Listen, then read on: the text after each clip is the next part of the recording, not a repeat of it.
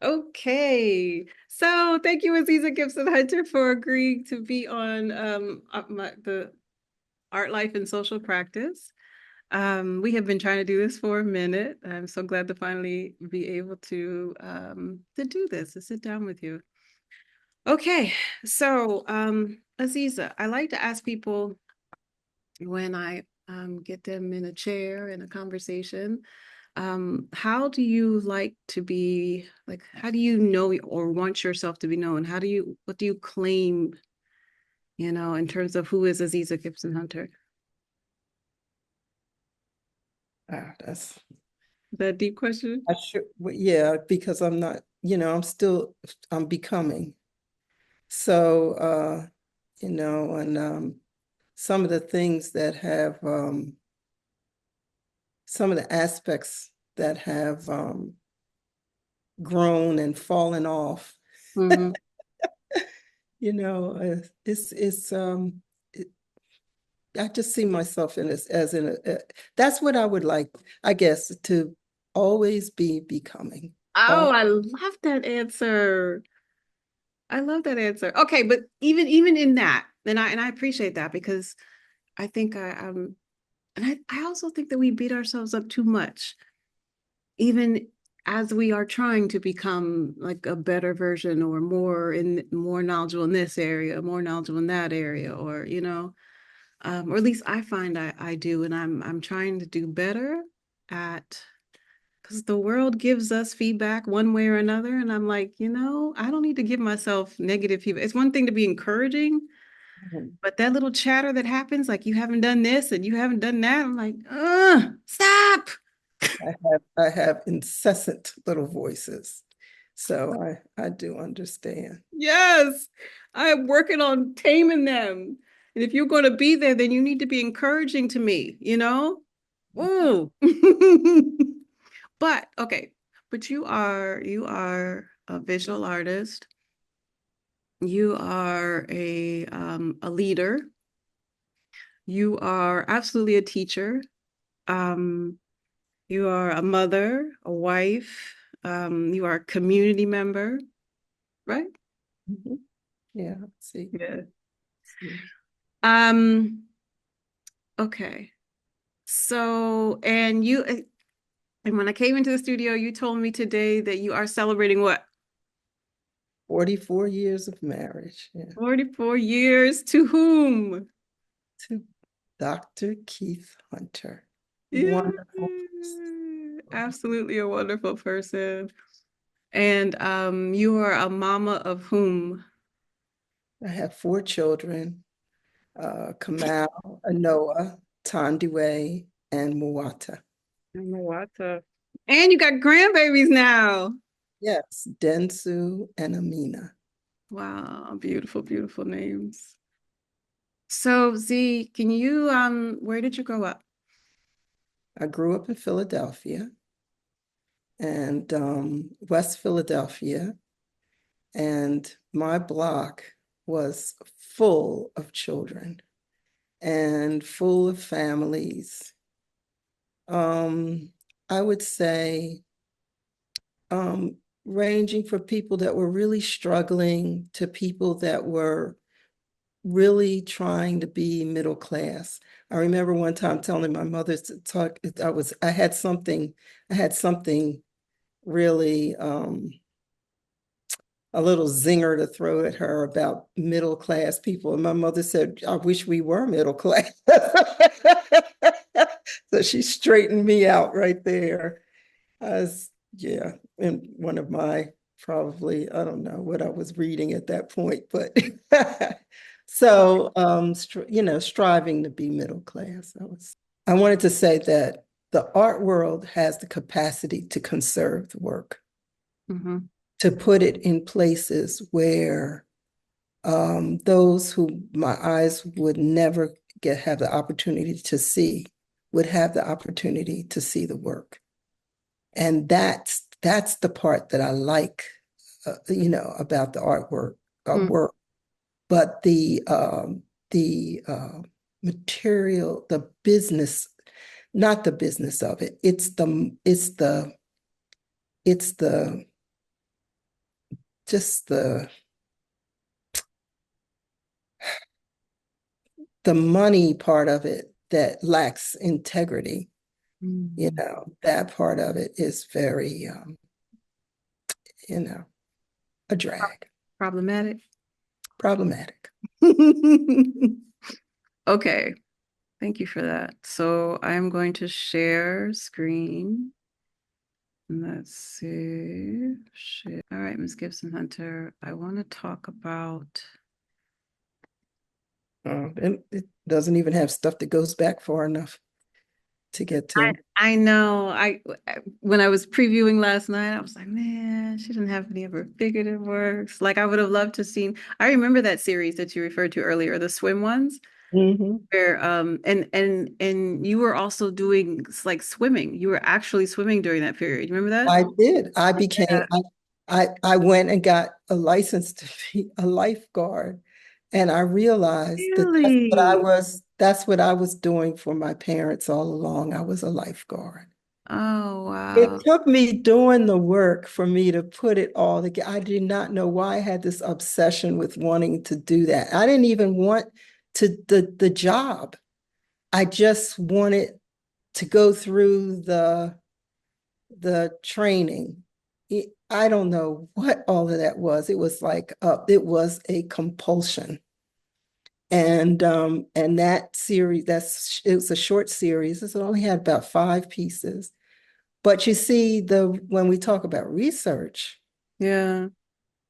it wasn't like I did an academic, kind of thing. It was just that swimming pool became life, and the water became the different forces that you come in contact with when you're caring for a person, and that feeling of, the responsibility of it, caretaking, and the weight of is it had so much to do with it. Made me feel a lot. The pool was a metaphor.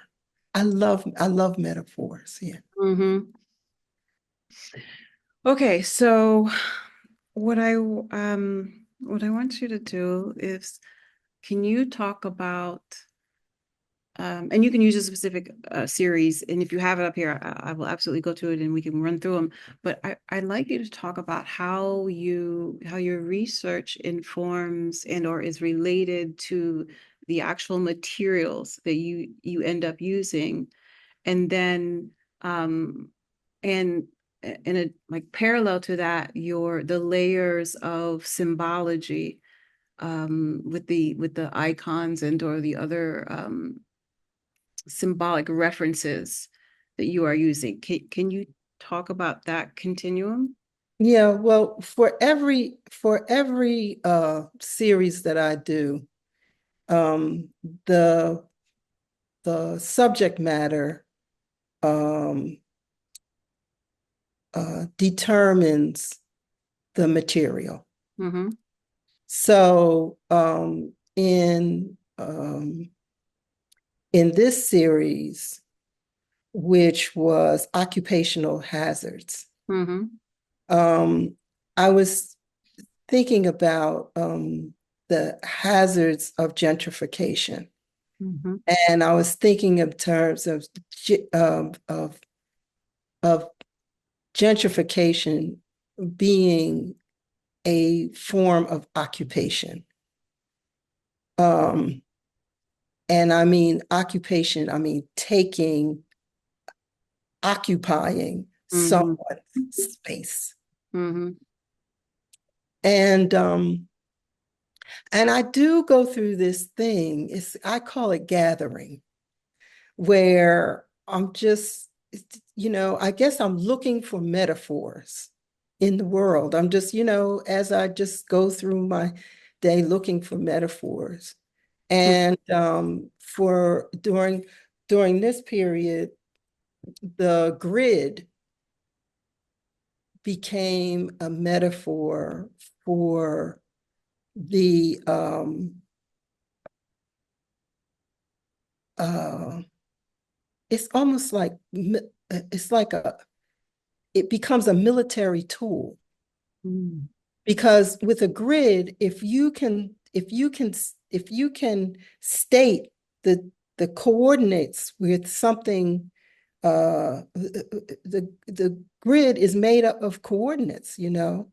So where one horizontal and the vertical join becomes a point, Mm-hmm. and it becomes a point that can be um, destroyed. So in when I was doing this, I was thinking in terms of the grid being a being was militarized. And when you talk about real estate, that you know you're talking about a grid in here in this country. You're talking about a grid. You're looking at a grid, and you put those coordinates together, and you know where someone is, right? Where someone is located. So I was looking at that. I looked at the cards and how they have the playing cards or have the queen, the king, the you know, this the gentry, you Mm-hmm. know, it's it's the gentry. And and then I literally use redlining. I made red lines and I used those in the compositions to cut and divide and um, segment the the pieces. I used reflecting tape because it was everywhere. The gaudy day glow colors were everywhere. They were used to cordon off areas where they did not want you to go, where digging was going on, you know, that kind of thing. And then I remember standing at one point, I was on a hill somewhere, and I would look over Washington and you'd see the what are these things called? What am I trying to say? I can't think of the name of them. But the metal, what are those things called that they You these think it's in one of the images? yeah, right here. Oh, that okay. What you know, the what are they called? These oh, I don't know. It's leaving me right now. I'm getting old. But You're talking about like metal signage? no, no, not the signage, but the Oh, you're talking about the scaffolding. The scaffolding, right? What are they Yes, called? I can't think You of the know one. what? You're talking about the main ones. Yes, and you Yes. look at the You'd horizon. look over the city. Yes. Okay. It was like something was invading the city. Like it was like really strange. Mm-hmm. So Like and I took the construction version of a cherry picker. yeah, yeah. And I went out and I would just, you know, during the day I'd take my camera, I'd shoot those. I would shoot them. And so I had those and then the Tyvek. The Tyvek was it was just everywhere that you looked. Mm-hmm. So it was creating gentrification had its own aesthetic. Mm-hmm. And so the idea was like how to pick that up, how to take hold of that and create the work from that. And so that's what I was doing. And you know, so it created its own and I did this thing with the birds. These I went into a gun store and I was looking for there they are. I was looking for bullets because I was thinking I was going to use the bullets in these pieces. Mm-hmm. So when I go in there, I noticed that they had birds in there, But the ones that they had, the blackbirds had these red eyes, like they were, like they were evil, and Mm, they had a target on them. And, traditionally in this country, it's a long history of blackbirds being a metaphor for Black peoples, particularly Black men. mm-hmm. And so I was like, okay, I'm going to get those in there, And I also have in these pieces, I had been reading Web. Oh, now what is that?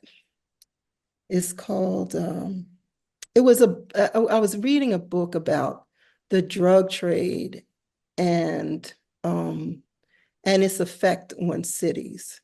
Mm, And, um, and my experience has been, and I've lived in Harlem, I've seen it in Harlem, I've seen it in Philadelphia, and I've seen it in Washington, D.C., that first there is this, what I call the clearing of the land. mm, The clearing of the land is when um, people who can't pay their taxes, mm, or elderly people, or their homes are systematically taken from them. mm-hmm. Mortgages that maybe they got behind on their mortgage, but there's no working it out. They lose their land, right? And then you have like a certain, I will say, quote unquote, liberal, um, Caucasian folks come into the neighborhood, and this gentrification kind of thing, the gentry come in, and um, I find it very interesting sometimes how they seem to have access to properties that we do not have access to. Mm, There's this, there's this, and the drugs, right? The little, those little pink bags and the little clear bags, little tiny bags, that you see just kind of blowing down the street on a breezy day, right? um, all of these things, the drugs, they come in before the violence between the young people. mm, You can have neighborhoods where there was very little violence, and then all of a sudden it just goes through the roof. It's the clearing of the land. mm, And then after that come the gentry. And it's insidious. mm. And I have seen it in those three cities. And I also use, that mesh that was in there, that was mesh that's used for drywall. The orange mesh. Oh no, that is what they call temporary fencing. But Mm. there's a mesh that you showed in a piece. Let me see. There. Is that one? No, go to the next one. That one. See that mesh? Oh, here. Yes, that's used for drywall. Mm. And so I put that in. I would walk up and down the aisles of Home Depot. Home Depot, and what's the other one? Lowe's, So, yeah. looking for stuff. Yeah. And it's and I felt as if I felt pretty much like I captured some of that aesthetic I Mm-hmm. saw, and then the signs, the no trespassing, for our folks. Yeah. And these gestural, um, I use those. They usually have to do with, um, uh like the Are you talking power about of this type of gesture? yeah, like the power of is I always feel like ancestors, like sometimes for me those gestural lines capture that when you move that it to me it kind of captures that Sorry, happening again. Hello? energy of the ancestors. Oh, you can't hear me? Now I can. No, can't hear me? Yeah, now I Oh, can. okay, there you go. There you go. So and then literally there's red lines in there, and those are the yeah. Okay, so I forgot about this project. Can you talk really quickly? Because I still want to talk about Black Artists DC. Can you talk about this project that you did? Yeah, yeah. That was a really wonderful, um, in, inspiring project. Hmm. This was during COVID, and Gail Shaw, Gail Shaw Hammond Clemens, Clemens. right? She had shown a group that we had gotten together of it was 4 women in that group. She had showed us this project that she worked on when she was in a residency, Mhm. where each person made something, and then everyone else in the group took a turn adding something to it. So, it was very interesting, and I remember we were thinking, well, maybe we would want to do this, but not all of us wanted to do it. And so after the meeting, I got back to Adjua. Adjua was one of the people in that group too. And I Ajo said, Burrows. Adjua Burrows. And I said, Adjua, I want to do it. She said, I do too. And then Gail said, I do too. So we each of us found 2 more people, Hmm. and that made 9 of us all Oh, together. 9? There were Wow. 9 of us all together. Okay, so you mentioned 4. So then there's Julie. I forgot Julie's last name. What's Julie's last name? Julie Dickerson Thompson, Kirsten Thompson. And then Pam Lawton. Uh, okay. um, I'm terrible at names. Kamala, Mm-hmm. What's Kamala Pam, Salarian? yeah, Salarian? yes. And then Gloria, I Gloria can't, who? Gloria was in New York. Gloria who?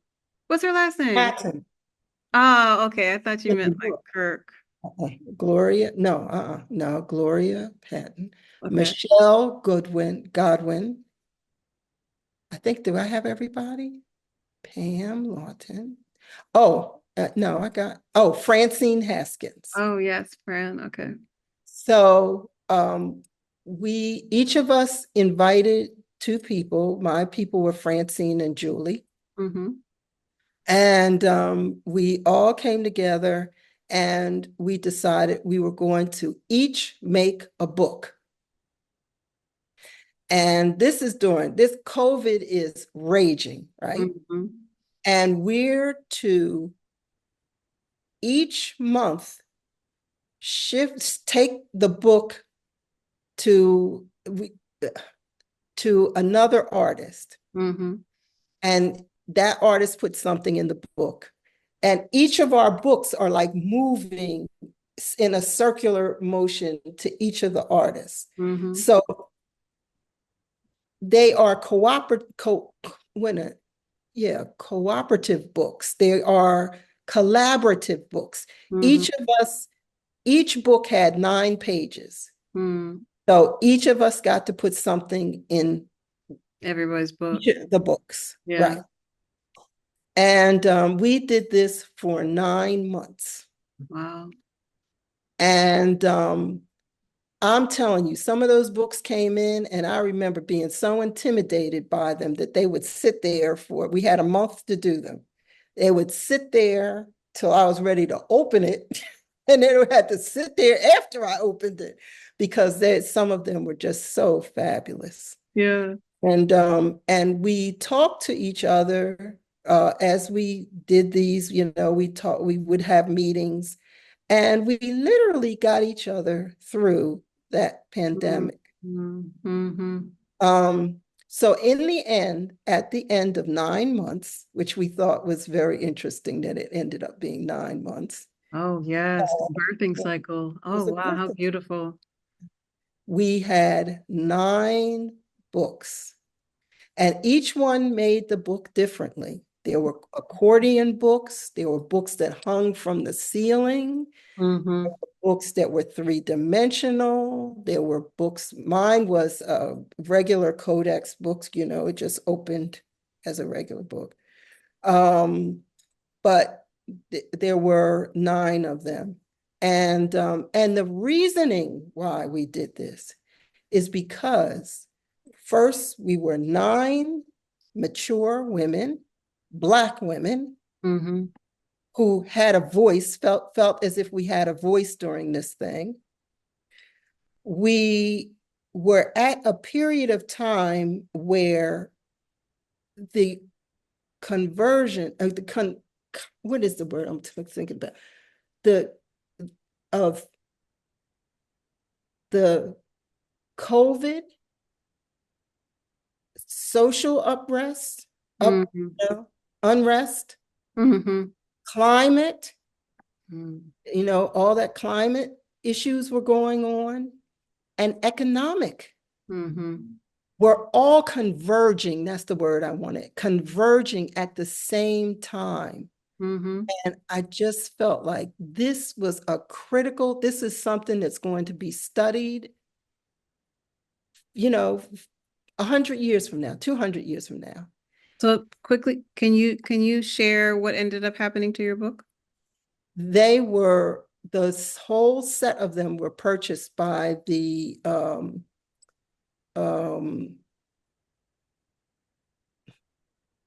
well, it went right out of my mind.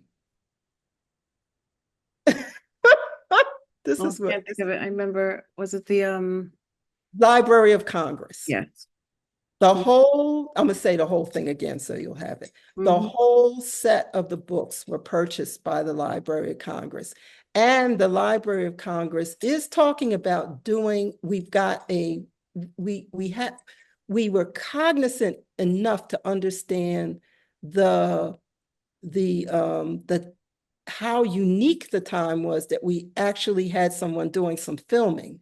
So we Mm-hmm. have like a little documentary, and the Library of Congress is talking about doing a book About it. about the whole. Oh, that is so awesome, Aziza. Yeah.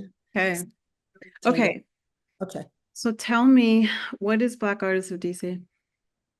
Black Artists of DC was an attempt to develop community among Black artists.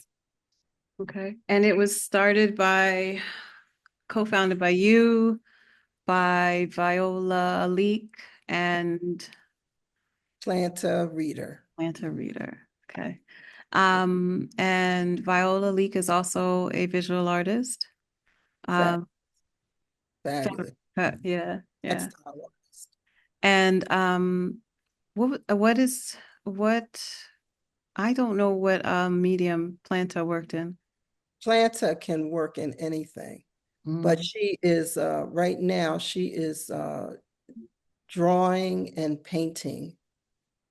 And she's also an incredible musician. Oh, I didn't know that. Wow. She Okay. plays tough piano, boy. Okay. And when was this? I'm we can't we think it was around 1999, but that's what it was around there. Yeah. Okay. Uh-huh. Okay. And actually, I had tried 2 times more. I had tried twice before to get it started, but it just didn't work. Winston Kennedy and Michael Brown were in one iteration of it. Mm-hmm. Another iteration was with Denise Ward Brown and I can't think of the sister's name. She was a ceramicist. She's passed now. But we had tried, but we just couldn't get it to take. But Mm-hmm. that one with Viola and Planta, that time it took. And in its original form, how did you guys meet? We got together with some art and everybody bought a little food or a bottle and bought their artwork, and we just came together, ate, and talked about our work. And that's how it Mhm. started. Mhm. Okay, so let's say that was That was at Viola's house. Mhm. okay, okay, okay. And so what do you so by the time I was introduced to BADC, it was 2005. And like I mentioned earlier, it was at Mocha Hut. Had you guys prior to that, were you guys exhibiting? No, no, we weren't exhibiting. We were mainly just bringing our work and discussing the work that we were doing. Okay, okay. And And we so all kinds of crazy places. We met at uh, people's studios, my house, uh, um, Planta studio. I'm trying to think at a school somewhere. We were at a school. We have a long list. There's oral historian that asked us, and we've been reconstructing all the different places. And he was like, "Oh my God, you all were," but it was like wherever we could find to be. Mhm. Um, and so when did you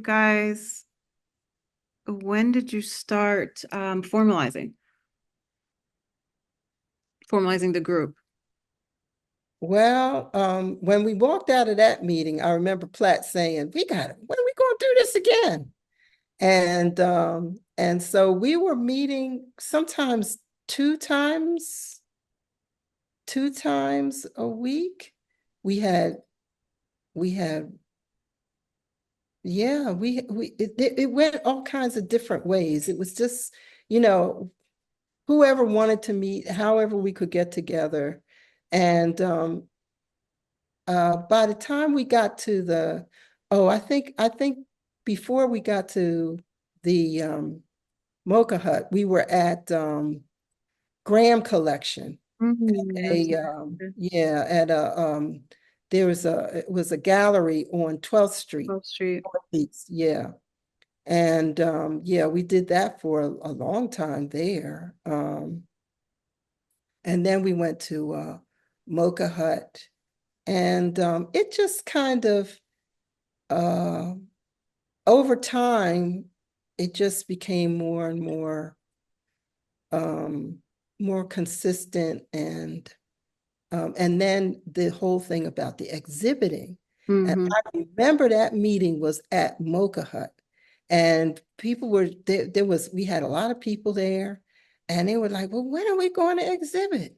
I said, well, somebody said, "Well, we need a curator," and Barbara Blanco, yeah. Blanco said, "I'll be a curator. I've been being trained to be a curator." Yeah. And then somebody said, "Yeah, but how are we going to get all those labels and everything?" And Daniel Brookings said, "Oh, I could do that." And it was some other things, and people said, "Oh, I could do that." And that we did what was that? It was called Lost Treasures. What was that called? It was Oh God, yes. It might have actually been Lost Treasures. And mm, then the one after that was, oh, what was the other? found, Found, yes. found. Um, and then I think was the one after that, the one Convergence? That was Oh yeah, Convergence. We had Convergence. Yeah. yeah. And so because I remember, because that's when I intersected around 2005 is when I intersected with Black Arts of DC. And I remember that meeting. but I don't remember who said what. I'm Yeah. impressed that you But it remember. was a wonderful energy in there. It was. And I remember telling that was my foray into curating because I was like, well, I want to help Barbara. So I helped Barbara. That was the thing that was so wonderful about it because you had senior artists and you had young artists and and you had young artists that were open, they could understand. And I give you all the credit. You could understand that there was something really great you could get from this situation here. Mhm. And and some really great things that you had to offer also, Mhm. because each of you had something to help to develop Mhm. a further vision for the older artists too. So there was this wonderful give and take It was process. so reciprocal. Yes. And even if you like, because not everybody meshes, but even if you didn't mesh, you would find other ways to relate and or to work. It was very I don't know. It was very art world affirming, and that was hard. It's hard to find in the art world. No, it's really true. I mean, when we can, it's true. It's true. People there, I think, genuinely um uh wanted to see the success of one another.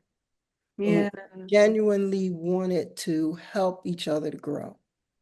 yeah. Yeah. And not only, I mean, yes, when you became involved, you realized that you were absolutely helping like the person beside you to some degree, but you also I remember feeling, oh, but I also want to see the group grow. Does Mhm. that make sense? Like Yeah. yeah, yeah, and that felt good. Yeah. Um, yeah, that absolutely felt good. So then I just realized, so for example, like my first actual beyond working with Barbara on 3 shows, the next show that I curated was Convergence, which was in a university gallery. It was huge. It was huge. It was a huge show. And I remember being just feeling I don't know if I remember feeling overwhelmed, but I remember feeling like proud in the sense of like I contributed to this. That was a beautiful feeling. Beautiful. So much so that I was able to work past my nerves because I remember doing a video where I don't know if you remember that video that we ended up doing Mhm. where I I talked remember. about a certain yeah. And I remember being nervous as I don't know what. But what carried me through was that I loved the works that I was sharing. And I loved that I knew the people that I was talking about. And even now that still moves me because BADC was like my art family. And I've actually I've had people criticize me in the sense of like when like my involvement in BADC and I've had to like literally ignore it and just say you have no idea what BADC meant to me. And so you can think all you want, but I know that like it can still bring me to tears what that organization, what this art family meant to me. And what still like when I see Fran in the hallways, or even when I see you or when I see I'm like I don't care what y'all think. Well, it's difficult. The art world is really it's very it's it has a lot of hypocrisy in it. Yeah, It talks about the individual and it pushes that so hard in art school, And yeah, yet all of those artists, they were when you go back to Matisse, Picasso, to this one, all these European artists, they were always in true. groups That's right. and they critiqued each other and Right. they fought and they did all of that and that helped to make their work great. They exhibited together, they critiqued together, they challenged each other, they counteracted each other in terms of the movements. They moved, That's and right. Yeah, it's We have a tradition that we come from, the, as Africans, where that is what we did. We came together. These were communities, that yeah. made. That is what we did. So, I know, I know I hear it, the same kind of things. But it's not until really you get people there, I gotta say, on a good day, that they go, oh my goodness, Yeah, they almost get it. They're like, yeah, they get it. They come in and they get because we've had some rather noted artists that have come in and they just go, oh my goodness. And that's when you say, okay, they got it now. they got it. And then I remember I started changing the way I talked about it. I said, I started looking at it because I realized, wait a minute, this was like a dual parallel master's program, you know? When I started explaining it like that, then people got it. I found it was so much more different. It was like they could see, even though that's not what I intended, but when you're in academic spaces, when you present it that way, it's like they get it differently. Mhm. Yeah, no, I think that's a good, yeah, because I mean, we literally, I mean, had access to people that came and talked. Remember, Renee Stout came and talked. Mr. Had a Gilliam.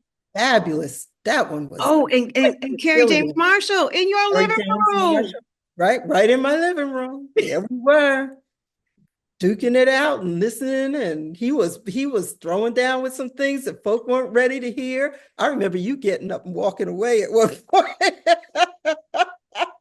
But those are experiences that, I mean, hey, they're Okay, see. So you're at Howard. What are you studying? What are you focusing on at Howard? I didn't. I went in there and it was like, oh my God. Ethelbert Miller had people up in the library, poets, and there was Essex Hemphill. Oh my God, his poetry. I was just like, his poetry made my heart beat faster.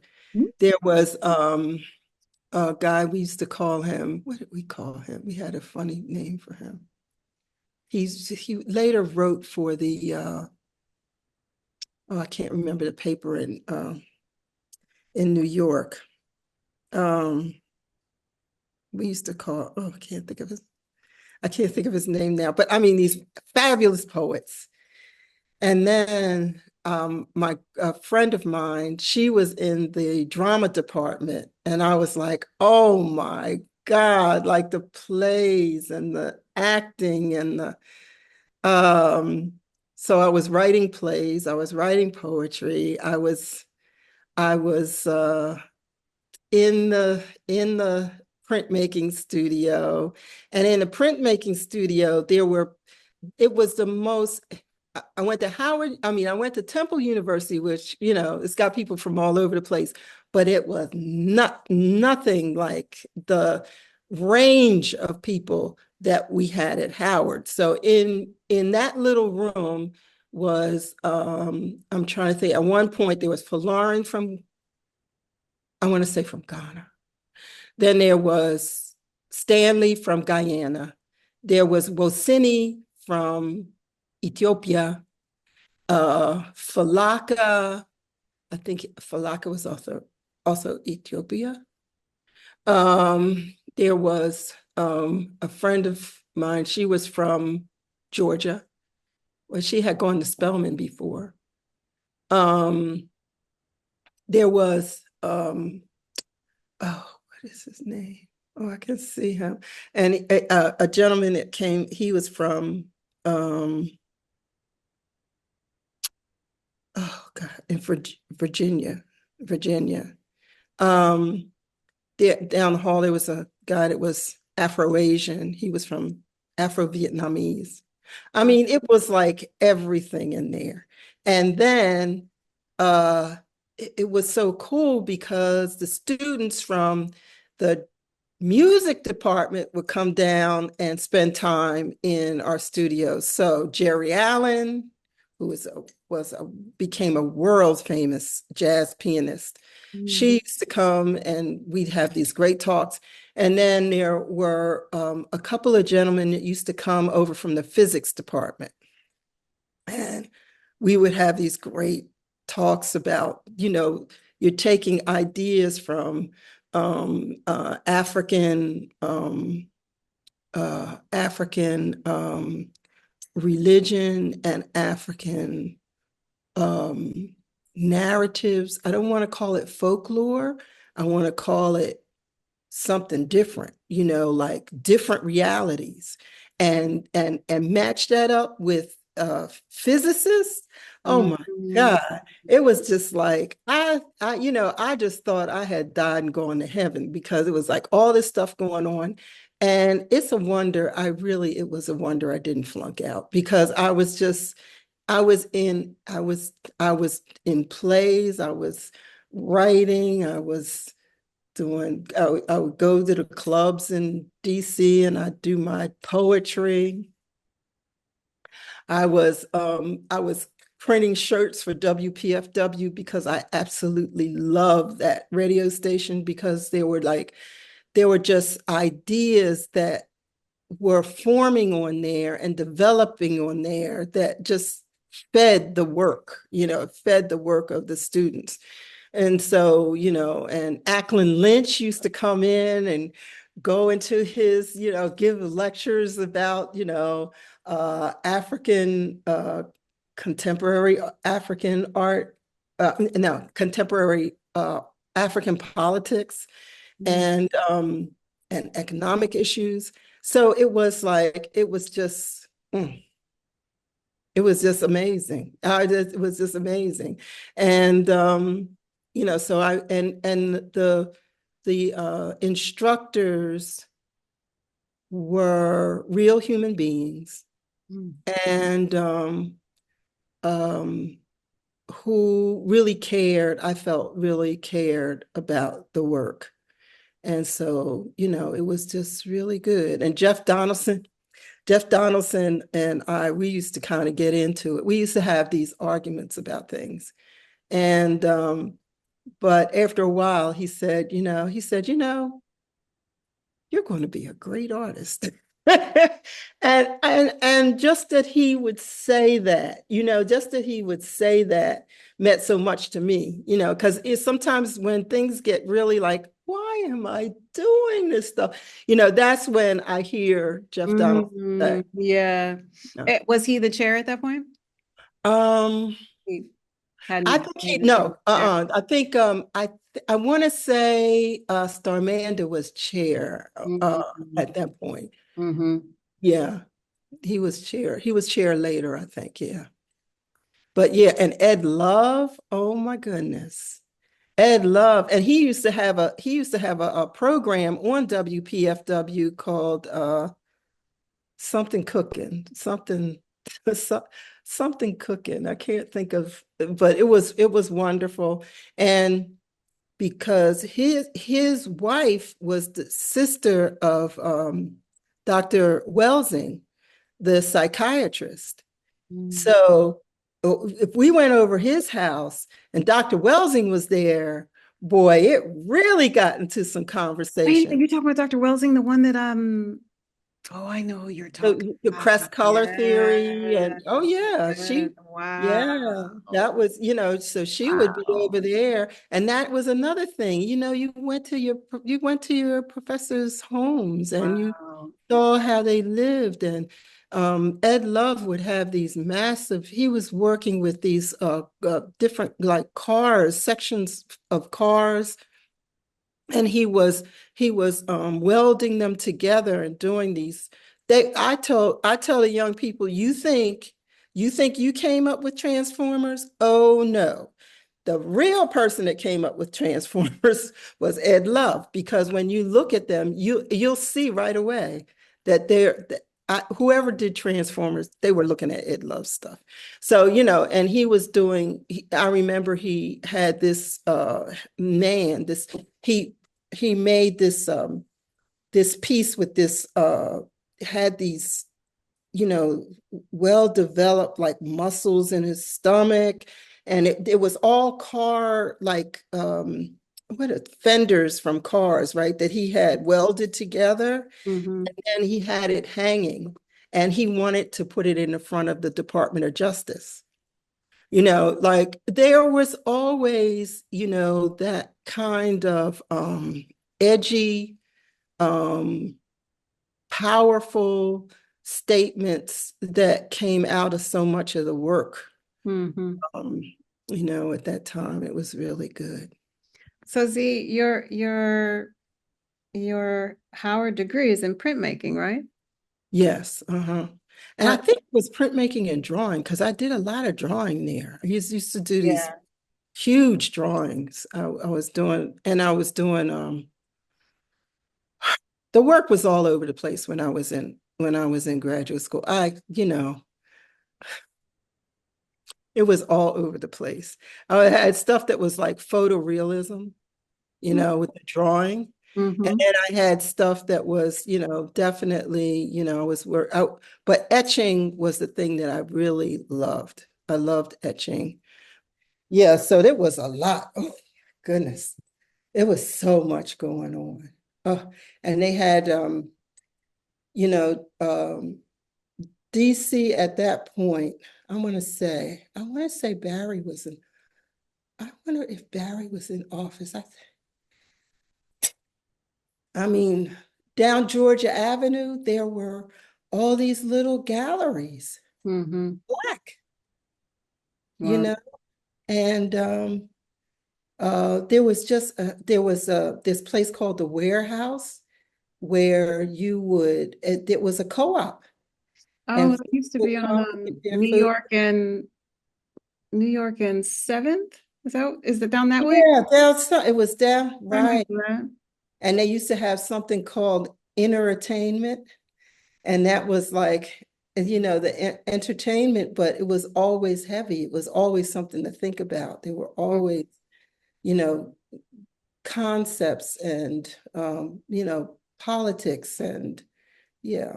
So it was just a really, really, there was a lot going on. So I have well, I don't know if it's a light question, but kind of light. So what about the what about creating and or the art industry do you love? And then in reverse, I'm going to ask you, what about creating and or the art industry that just gets on your nerves? Well, the thing that I love about creating is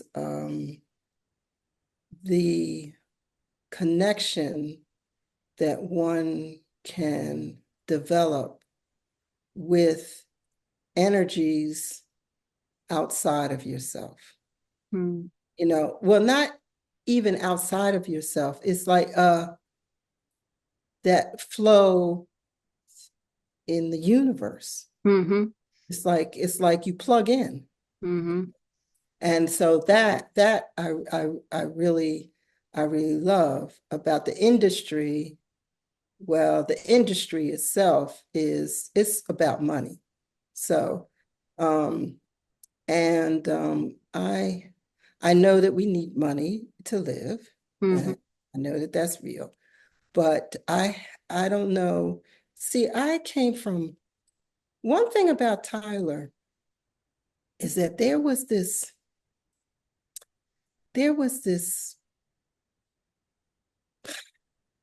almost like an oath of poverty, some kind of way that you took to Mm-hmm. be an artist.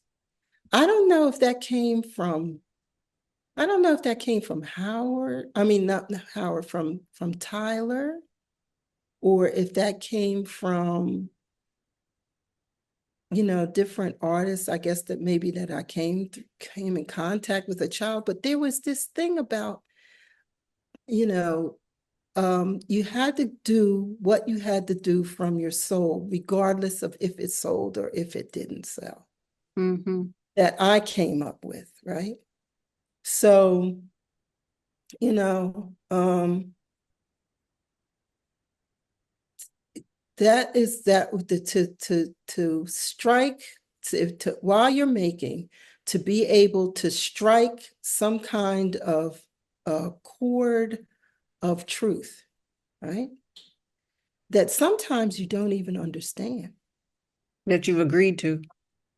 Right. Mm-hmm. It's a chord, it's a frequency, right? Mm-hmm. Of truth, right? And so you're doing this work, and you know, somebody says, oh, but see, you got it. You really draw them figures. You got to do the figures, but that's not where it is right now. Right. It's we're here with this stuff. And so, and the the the believing that um you'll get through, you might, that believing that you'll get through, and knowing that perhaps what it is that you're doing will strike people maybe 50 years from now, or maybe 100 years. So I really have this thing about, I don't even know that I'm making what I'm making for, I think that I'm speaking to now, Mm-hmm. but for some reason, I just feel like it's important for it to be places where it will be taken care of for other generations to see. Mm-hmm. I, where does that come from? You know, where does that kind of stuff come from? Okay, And go ahead. yeah, Sorry. so So I thought, okay, you're leading me into like the line of questions um where I want to acknowledge, because, and actually it's literally acknowledge the part of your character and or your practice, right? Your art practice that focuses on the level of research that you do. Um, because and we've because we even had this conversation while the breaks, of this recording, and you've told me that you want your research to be even more academic than even I, and I'm looking at you, I'm like, oh my God, like your research is so um it's so in depth, you know. So I want can you talk about where do you think it came from? And why do you think it's important, not only for yourself, but also like as we are next going to be talking about, your own artwork, but then Black Artists of DC. Why is that research? Why is that practice such an intricate part of an art, or should be in terms of an artist practice? well, I'm watching what's happening now with this the justice based work and the research based work. Mm-hmm. And it's like I'm watching artists kind of the work is becoming secondary to the research. Mm-hmm. And see, I sometimes it's just like, am I listening to a science project, or is this, where's the, you know what I'm saying? Where's the, okay, so um basically what I do, I think, is that there are things that you hear or see, and it's kind of like your brain does a double take, Mm-hmm. right? And you say, or a phrase sometimes will just make you want to know more. Mm-hmm. So you So you go and you learn a little bit more. But I find that what happens with me is that I get these little pieces and then they start weaving together, right? And it can be something from way, I did a little series called Swim. And I did it after my dad died. Hmm. And This is when you were working in figuration, wasn't it? yes, I I have figured. remember that. Yeah. And when I when I think I don't know if I was doing these while I have to look at the dates while he was in transition, Mhm. but I did this series and it was about being a caretaker. Mm. It was about life and death and swimming. Yes. So mama had to straighten you out, huh? Yeah, she had to straighten me out. She was very good at that. Yeah. It's amazing. Because that really reminds me of because there's a way to do that that many moms can do, right? And I don't know, I just had this flash of like moms that have to work at that, if that makes any sense. And I'm not saying it's easy because it's not, but that is a skill. I think it's a skill, and it's also something that I feel it can be passed down, but it's not always passed down, if that makes sense. And I always struggle with that when I see it, whether it's in the grocery store or in passing, when you hear it, and I cringe when it's not being done in a way that is, Oh, yes, to make the point, yeah, but you but don't have to tear the person down. Yeah. yes, yes, yes, yes, yes, yes. Yeah. Or even when in reverse, when a child is talking to their mother or I, whew, just a couple days ago, I looked at this child and she talked to, I was like, Mama, you, in my eyes, I was like, Mama, you gonna let that, you know? It just took me back. Anyway, so I really, when I hear that, I acknowledge it because it's a beautiful skill. Okay, so I digressed a little bit. But oh, okay. And so then I think one of the next questions I remember asking you, because this is the second time we've done this interview. We're just doing it virtually this time. But I remember you telling me about your elementary and your schooling. Like, how did that influence and your neighborhood? How did that influence the way that you or did it influence the way that you became even earlier on, like grounding you? Yeah, well, yeah, it influenced me a lot because if you ever watch the old, I don't know, but I don't know if your generation has ever seen these things, but there used to be a television show called Our Gang. And it had all these children that were in this neighborhood, and you don't really have a feeling that the adults are there too much. And they play these games, they do drama, they have drama, they do fashion shows, they do all these different things. Well, that's what my block was like. We had relay races, we had fashion shows, we had we'd make like we had circuses. I mean, we had the whole, it was like, it was the most incredible child. I mean, I really, really am very thankful for the childhood that I had. It was a lot of kids. When I had a woman next door to me named Miss Helen and Mr. Van, and Miss Helen was the most incredible storyteller you could ever imagine.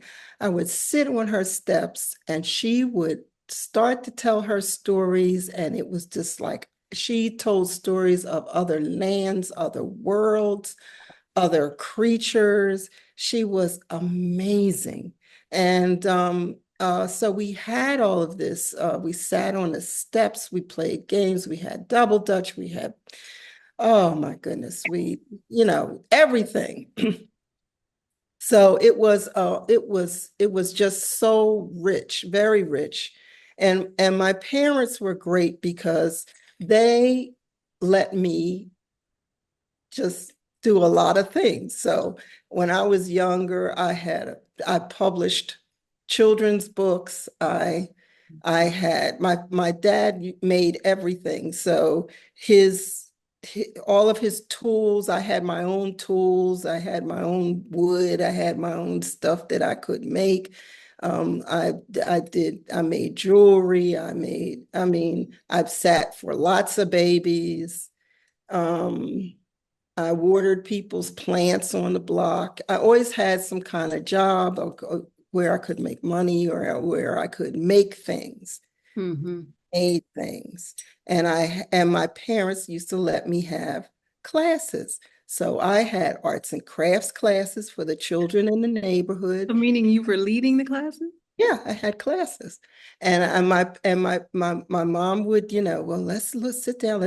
What do you want to make this time? What are they going to make? What supplies do you need? She would help me with that.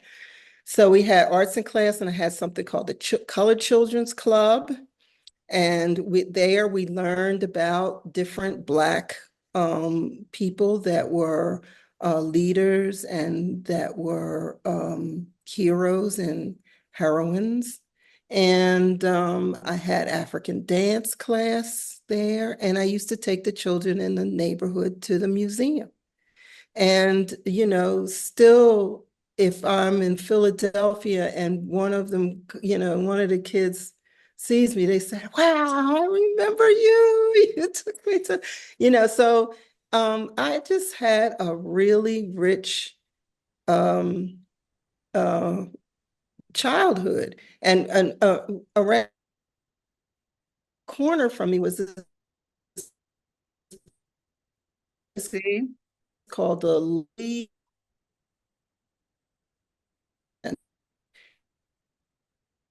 And when I guess it's about 9 or on weekends there, grow up. We had dogs and cats, and we went sledding, we went bike riding in caravans to to different parks in the city. It was an amazing childhood. So that's amazing. Because you even in our first interview, you gave me a little bit of that, but you didn't give me all of that. That was amazing. So to me, it's like not even a far reach for how you became, one of the founders of Black Artists of DC. It's wow. Okay. And we'll talk about Black Artists DC a little bit longer. I mean, a little bit later, but I wanted to edge that in there a little bit. Okay. So when did you realize what art and and creating, when did you realize that that was important to you in terms of what you wanted to do? Well, like I said, I was always creating something. And my parents, both of them, my mother did beautiful watercolors, and my father could build or make anything that you can imagine. And Mm-hmm. he used to, I mean, our house was the palette. So at any time, a wall could be removed or something, something could be built, and you wake up and it's there. So Mm-hmm. it was, that was pretty much the the environment that I was in. And there was always making going on there. My brother used to write. So, it was a very creative household. And my parents had all of these reproductions of, I remember Gauguin, and my mother said, because the women are brown, that's why they're in here. Oh, there goes my light. What just happened? Oh, okay. Oh, yes, the light goes out. So let me see. I'll do this and maybe we'll get it to go. Oh gosh, there it goes. There you That's Okay. why I do that because so okay, so what was that? Oh yeah, so they had Okay. reproductions of all these different artists. Well, mainly Gauguin. She tried to have images of brown and black people. Mm-hmm. So there were African masks in my house. Mm-hmm. There were images of Africans, Muslim Africans that were my grandfather's Mm. because he was he worked with an auction house. And so he had these very interesting things. Oh, my grandmother had a house full of interesting things. So so there were always images of Black people Mm-hmm. in my house. And my mom, she traveled to get me a black doll. So I had black, and she wanted black dolls. She didn't want the mother dolls. So I came up with my dolls and yeah, and my grandmother made clothes for them. So I just had come from household with lots of making. Mm-hmm. They made it a priority. I love that. Okay, so you're at the end of high school. How did you end up at Temple? Your Well, first I got to tell you about my high school. Okay. Yeah, because I started out at Overbrook High School, magnet school. It was for And art that's in and Philly too? in Philadelphia, yes. Okay. But the second year, I was in a lottery for Parkway program, which was the first school without walls. Oh. So, man, when I walked in there and saw all the making kind of classes and different things that I could do in there, I was like, I'm leaving Overbrook. Mm. I want to go to this place. And there, you got tokens and you traveled. Your course booklet were people in neighborhoods could teach classes, schools, colleges, you could take college courses. You Wow. could take courses from people that were trade people that had different skills. You could take, like I took a class in law, and we used to go up to his apartment. There were like 5 of us, and he was teaching us just basic law. And so, and you could just take all of these courses. So when I was there, I literally went to school from early in the morning till late at night because it was just so interesting. There were Sounds so like many. college. Yeah, it was it, well, this was during the 70s, early 70s. So this is during the Vietnam War, the hippy dippy time. So my Mm-hmm. professors, all my teachers had the long hair. And, I spent as much time in anti-war, in the anti-war movement, as far as demonstrations, and then stuff like Cesar Chavez, I remember him, and Angela Davis. I went to all of that stuff because my school was, it was very left, very, very politically charged school. Mm-hmm. So, so I just wanted to get all of that in there because it was just, that was a big turning point in my life, I think, going to that school and just being just submerged in just political thing. I've met Buckminster Fuller. I mean, you name it. It was very rich. Mm-hmm. And the students there came from every kind of background. So there were children in there that were ultra rich. And then there were children in there that came from, humble backgrounds. And we had tutorial, which was like homeroom at each other's homes. And I remember when I had the tutorial at my home and the white kids came to my house, they were like, I remember one girl said to me, I expected your mom to be like round and really dark. And so she was, yeah, because that was all she knew. But the same thing happened when I went to her house for homeroom. Her mother was like, "Where's Claudia? Where's Claudia?" And when she found out, when she saw me, she didn't know what to think because I think I had gone to Europe or something my mom sent me. And so she was absolutely, her mouth hit the floor. So and the way that the school was, we talked about those things between us. So it wasn't, like we actually openly talked about race, about class, about ethnicity or religion. These were topics that were discussed to the point where I didn't learn enough chemistry and things like that. But but But that's phenomenal. I've never heard that before in relationship to going to a peers having what did you say? It was a like homeroom. like homeroom. with- Imagine how So you that got could to see change. completely Yes. different lifestyles, completely Wow. different lifestyles. I mean, you just, it was very Wow. eye-opening. Mhm, Yes. mhm. Oh, wow. See, that's amazing.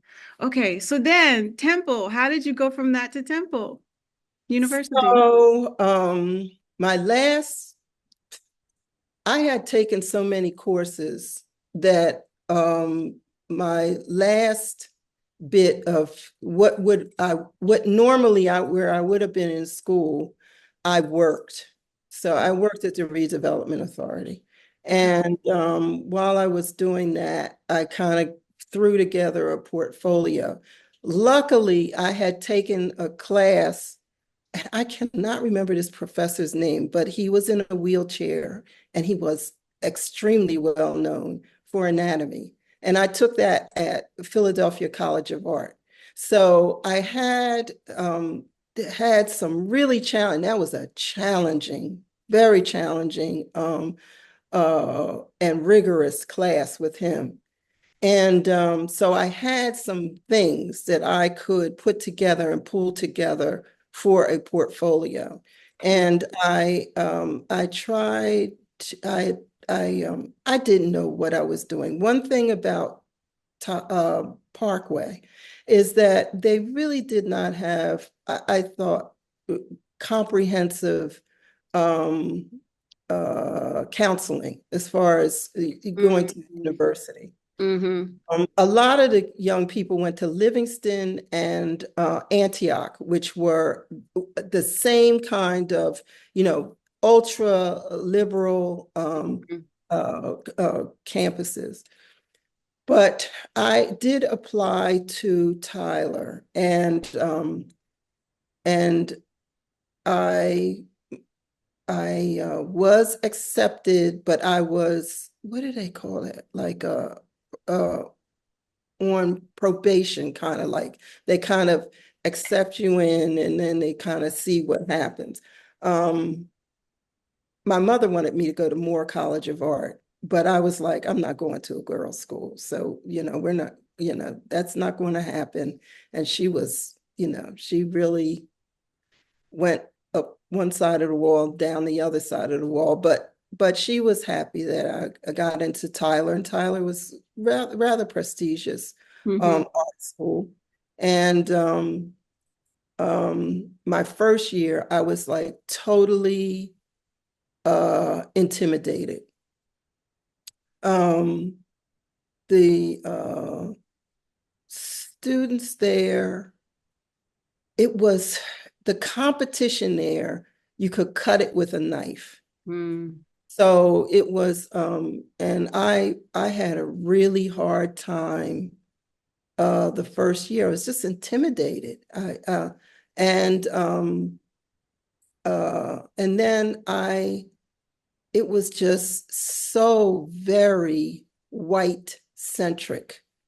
Mm. And when they used to ask me, well, why are you in school? And I used to say, well, I'm coming here so that I can make the best images that I can for my community. And the eyes would roll up in their heads, and they, like, what are you talking about?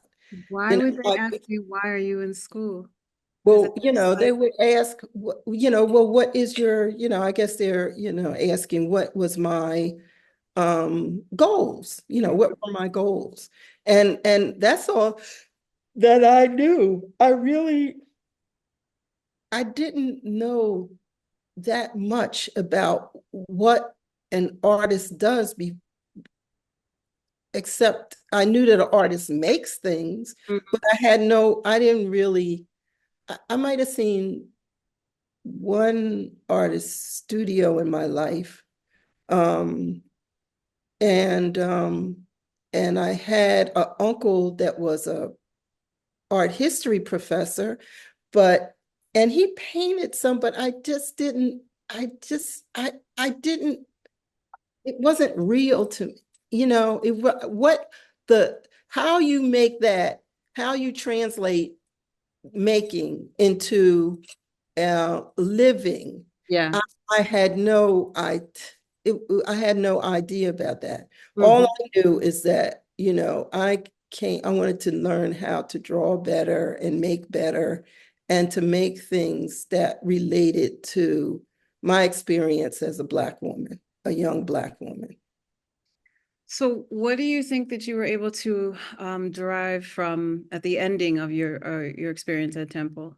Well, I ended up only staying there I stayed at Tyler. Tyler was on the outskirts of Philadelphia. I Hmm. stayed there for 2 years. Um, I couldn't, I grew um, impatient and to really um, very frustrated with the lack of appreciation of the artistic expressions of students of color, and particularly Black students. Hmm. The library had just a few books about African art and, African American artists. Um, and the Oh, I mean, some of it was very brutal. It was brutal, you Hmm. know. Um, so I just decided at one point that I hope to start the Black Student Union there. But I decided that I was going to go to the main campus, to the university, so that there were more books there. There was a Pan-African department. Uh, I think they called it African Studies then. Hmm. So I could plug right into that.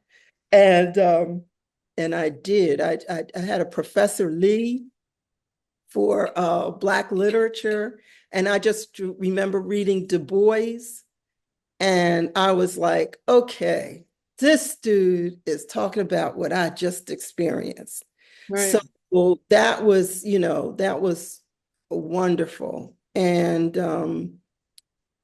so when I went there, I did art education and I worked in some of the schools in Philadelphia and uh, finally finished. But I'm not, I was not, I think I could have stayed out a couple more years and then gone to school because I think I was just not focused enough or understood, like I said, how this thing that I was studying, how it worked, how it worked in your life, to be able to make a living and all of that. I didn't understand it at all. Yeah. So if I had to do it all over again, I think I would have stayed out a couple of years and then gone into school. Maybe I would have been little more focused. But I don't know if that would have worked because to tell you the truth, when I went to graduate school, I wasn't very focused either.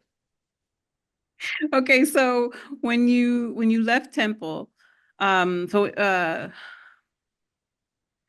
your degree was in art. It was in art education. Okay. So what I did, Your light went yeah, out again. it was in art education. So what I did is I taught in the public school system for about 3 years. Hmm. And my very my childhood girlfriend, her aunt took me to homecoming at Howard University. And Hmm. uh, they took me to one of their friends' homes, and they had all these friends, and they were sitting on the floor because they had just gotten this house and they were refurbishing it. And I'm looking around and they're talking about, she was an actress. She was in the Howard Players and she was doing a scene and somebody would, continue with the scene. And they all knew each other and there was just such an incredible vibe. And I'm like, I missed out on, how did I miss out on this? I was like, oh, I got to figure out how I'm going to get to here. So while I was teaching, I was able to get a Rockefeller Foundation fellowship or residency kind of thing in Harrisburg, and I did that. I saved my money, and then I went to Howard. That's how you ended up in DC. All right. That was actually my next question.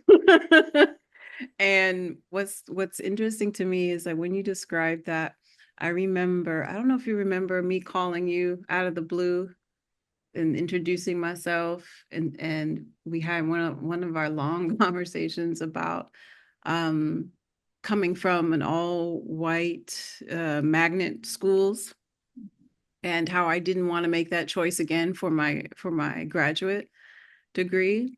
And so one of the first times I remember you saying, you were like, well, come to a BADC meeting. And I did that. And I remember coming to the BADC meetings and having that feeling like, what? Like, I can be a part of this. And like, to me, that not even Howard gave me that feeling because it was even at Howard, because my graduate degree is in painting from Howard. But and maybe if I had just gone from my because my undergraduate was from Trinity and that was like multicultural, but all women's school, right? Maybe if I had come from that experience to Howard, then Howard would have been that, oh, but that I got that from being Black Artists of DC. Some of the first meetings at Mocha, was it Mocha Hut? Oh, oh, okay, so you came in then. Okay, yeah. Yeah, That was a lot going on then. there Woo. was, there was. It was. I don't know if it was, but you could just feel the energy. It was like, wow, what is this moving, spiraling in this pot? I want to be a part. Mhm. So, yeah, that was wonderful.